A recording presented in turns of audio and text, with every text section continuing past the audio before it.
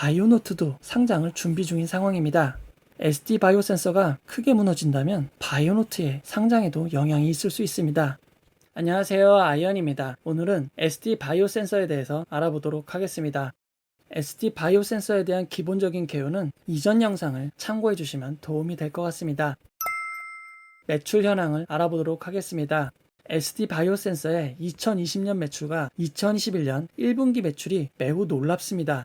SD 바이오 센서는 2020년 약 1.7조 원의 매출을 기록했고 당기 순이익은 약 6,156억 원입니다.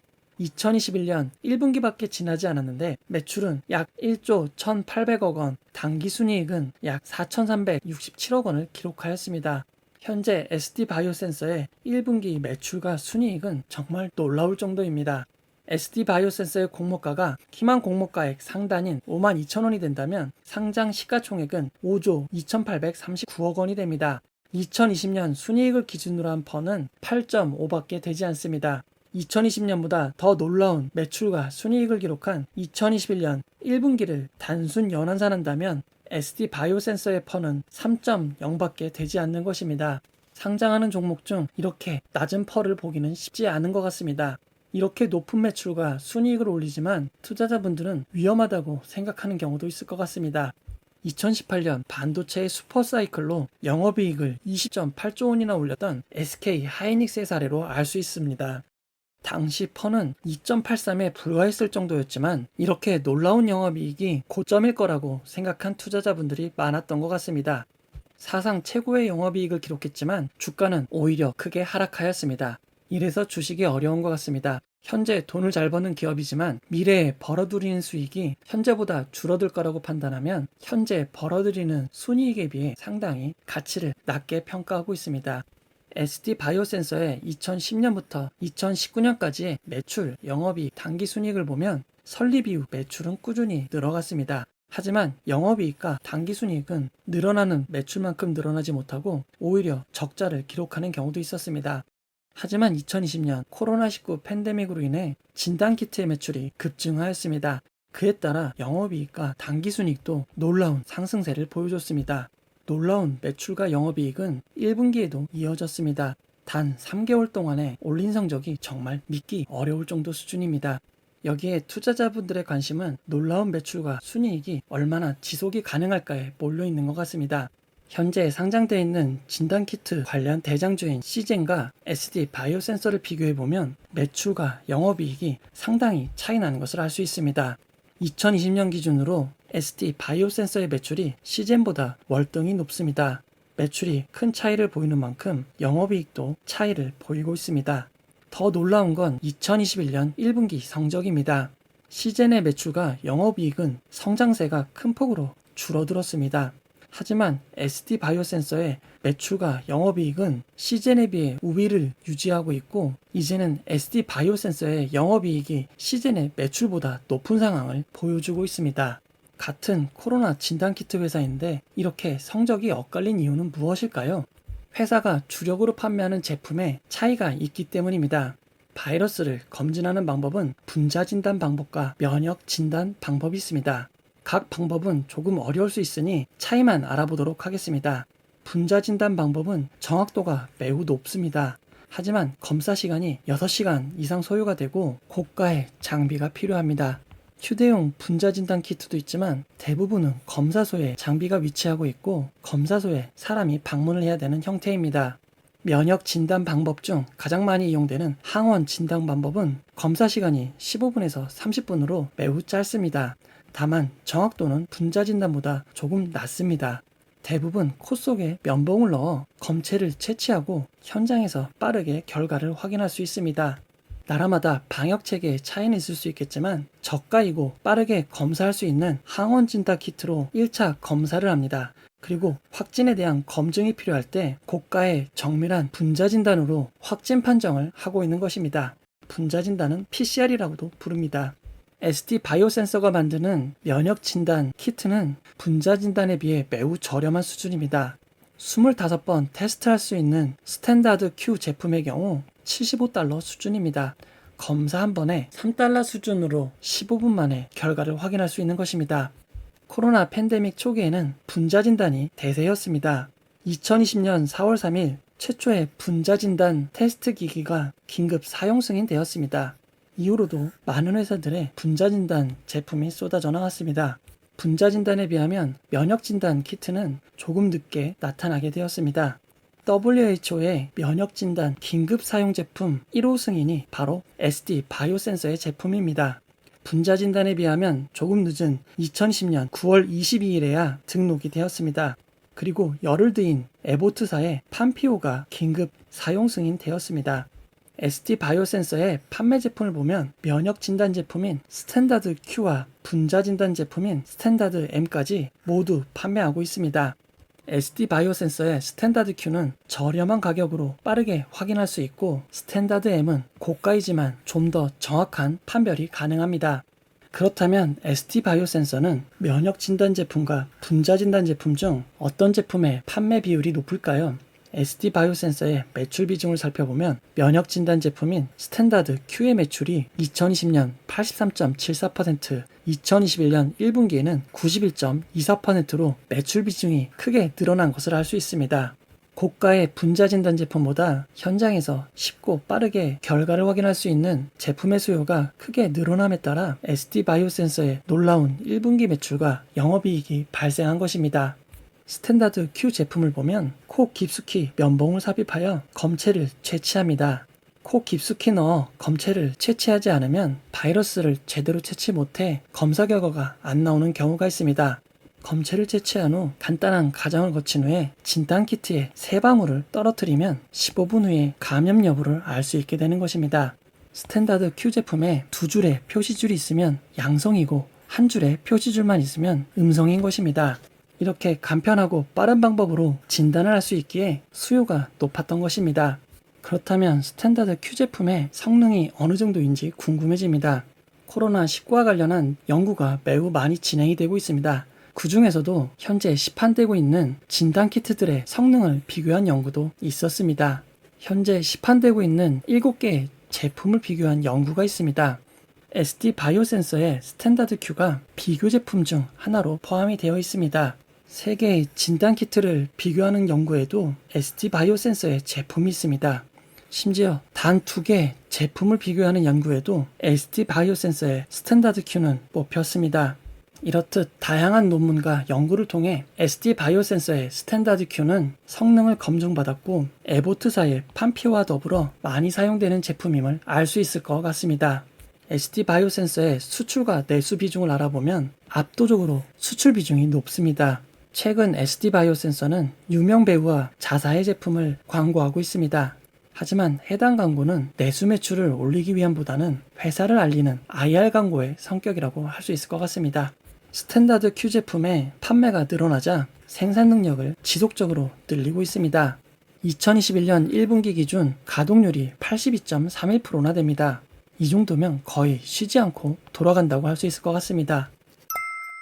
SD 바이오센서의 공모가 산출 내역을 알아보도록 하겠습니다. SD 바이오센서는 유사그룹으로 총 6개의 회사를 선정하였습니다. 6개 회사 중 시젠, 휴마시스, 랩지노믹스, 바이오니아는 우리나라에 상장된 진단키트 관련주입니다. 그리고 나머지 2회사는 뉴욕 증권거래소에 상장이 되어 있습니다. 특히 서머 피셔 사이언티픽은 규모가 매우 큰 회사입니다. 시가총액이 무려 228조나 되고 매출은 36조 4조 원, 순이익은 7.2조 원에 달합니다. 현재 우리나라 코로나 진단키트 관련 회사들은 일시적인 높은 매출로 시장에서 판단하여 수익에 비해 퍼가 낮은 상황입니다. 그렇기에 진단키트 외에도 다양한 사업을 하는 해외 회사를 유사기업으로 선정하였습니다. 그 결과 적용퍼는 조금 높아질 수 있었습니다. 하지만 평가액 대비 할인율이 상당히 높은 수준입니다. 최저 할인율이 40.7%로 10% 초반에 할인율을 적용한 공모들도 있는 것을 생각해보면 할인율이 제법 높은 편이라고 할 수 있습니다. 해외 업체를 제외하고 국내 업체를 대상으로 평가가액을 뽑아봤습니다. 7월 5일 장 마감 기준 시가총액을 적용하여 평균을 내보면 14.2가 됩니다. 최근 진단키트 관련 회사들의 주가가 올라가서 적용포도 상당 부분 올라갔습니다. 그 결과 희망 공모가액 밴드는 현재와 큰 차이가 나지 않습니다. 앞에서 구한 적용퍼에 2021년 1분기 순이익만 적용하였습니다. 아직 2, 3, 4분기가 남았음에도 평가가액은 6만원 수준이 됩니다.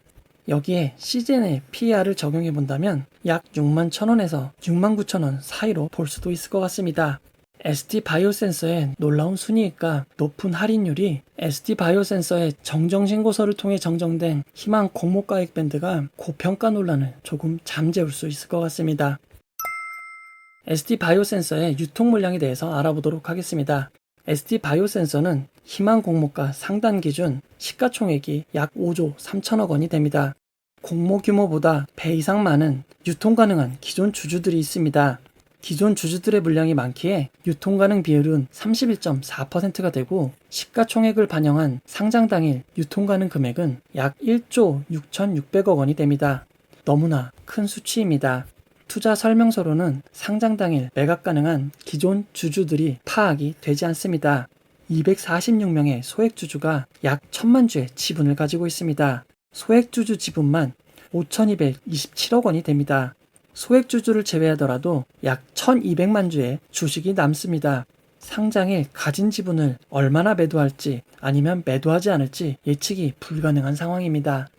ST바이오센서의 공모가가 희망 공모가 상단으로 확정이 된다면 SKIT 테크놀로지와 SK바이오사이언스의 상장일 유통 물량을 합친 것과 큰 차이가 나지 않습니다. 하지만 기존 주주의 매도가 없고 약 40%의 기관 투자자의 물량이 의무 보유 확약된다고 가정한다면 약 3,700억 원 정도가 됩니다. 이는 솔로엠보다 조금 많은 수준입니다. 기존 주주들의 매도 물량이 매우 많습니다. 기존 주주가 매도를 한다면 만족할 만한 수익을 내기 쉽지 않습니다. 하지만 기존 주주들이 알려져 있지 않고 매도 가능성을 짐작조차 할 수 없는 게 이번 청약의 가장 큰 리스크인 것 같습니다. 최근 상장주 성적을 알아보도록 하겠습니다. 올해 상장된 종목들의 시가 기준 성적을 살펴보겠습니다. SKIT까지는 동시호가 상한가인 100% 상승을 기록한 종목이 매우 많았습니다. 하지만 SKIT 이후 단 두 종목을 제외하면 시가 상승률이 상당히 많이 낮아졌습니다. 유통 물량이 매우 적었던 삼형 SNC와 ADM 코리아, 일반 회사는 아니지만 똑같이 유통 물량이 적었던 삼성 머스트 스펙 5호 정도가 시가 기준 상한가를 기록하였습니다. ST바이오센서의 유통 물량이 상당히 많은 편이기에 시가부터 좋은 성적을 내기는 어려울 수도 있을 것 같습니다. 상장일 종가 기준 성적을 알아보도록 하겠습니다. 쿠콘 이후 종가 기준 성적이 이전보다 상당히 낮아지고 있습니다. 상장일 유통 물량이 적었던 종목들만 시가 대비 상승을 이어가고 있습니다. 최근 공모주 흐름이 ST바이오센서까지 이어지지 않기를 바라봅니다. 유통 물량의 리스크는 있지만 경쟁률은 제법 높을 것 같습니다. 지난 오비고의 사례를 보면 아주 매력적인 공모주는 아니었지만 청약 증거금이 6.5조 원이나 몰렸었습니다. 그 결과 비례 경쟁률은 약 3,000대 1을 기록하였습니다. 오비고에도 6.5조 원이 몰렸다면 ST바이오센서에는 이보다 훨씬 많이 몰릴 수도 있을 것 같습니다. ST바이오센서는 오비고보다 일반 청약 기준 18.26배 큰 청약입니다. 오비고처럼 3,000대 1까지 가기는 쉽지 않겠지만 균등 배정이 모두 추첨이 된다던가 생각보다 경쟁률이 높을 가능성이 클 것 같습니다. 결론을 내려보도록 하겠습니다. ST바이오센서는 코로나 진단키트 매출의 급증으로 놀라운 매출과 순이익을 달성하였습니다. 그 중심에는 면역 진단 제품인 스탠다드 Q가 있습니다. 면역 진단 제품의 단점인 정확도를 높이고 분자 진단에 비해 빠른 결과 시간을 장점으로 현장 진단 키트로 대거 사용이 되고 있습니다. 변이 등으로 인해 코로나가 심해진다면 분자 진단 기기 매출보다는 현장 진단 키트가 매우 유리합니다. 현재도 시즌과의 비교를 통해 분자 진단보다 면역 진단 쪽 매출이 더 민감하게 반응하는 것을 확인하였습니다. 다만 현재 공장 가동률이 매우 높은 상황입니다. 매출이 다변화되지 않는다면 늘어날 수 있는 매출은 곧 한계에 다다를 것 같습니다. 이번 ST바이오센서의 청약은 매우 어려운 청약입니다. 상장 당일 주가에 영향을 주는 요소는 무엇이 있을까요? 기본적인 기업의 가치가 중심이 된다고 생각합니다. 하지만 그에 못지않게 유통 물량과 수급이 중요하고 매수세를 몰리게 해주는 기업과 업황에 대한 기대 심리도 중요한 요소 중 하나입니다. ST바이오센스의 현재 기술력과 매출, 수익은 인정할 수밖에 없습니다. 하지만 앞으로 얼마나 유지될 수 있을지가 중요한 포인트인 것 같습니다. 2018년 SK 하이닉스의 사례를 참고하시면 도움이 될 것 같습니다.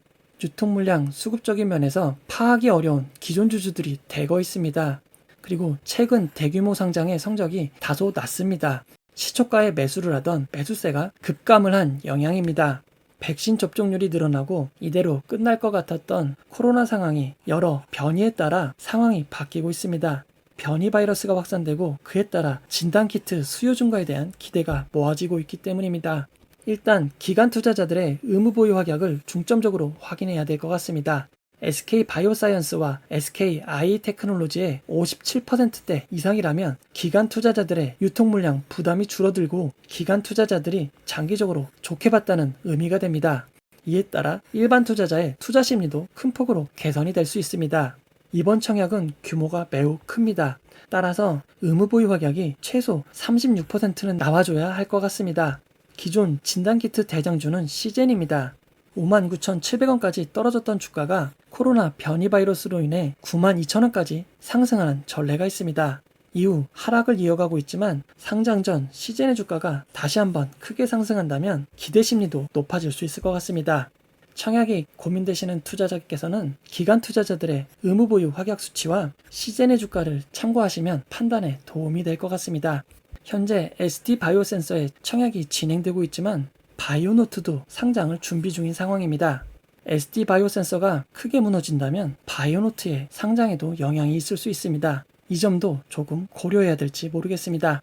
이 영상은 투자 권유가 아니며 투자는 오롯이 투자자의 판단으로 이루어져야 합니다. 지금까지 영상을 봐주셔서 고맙습니다.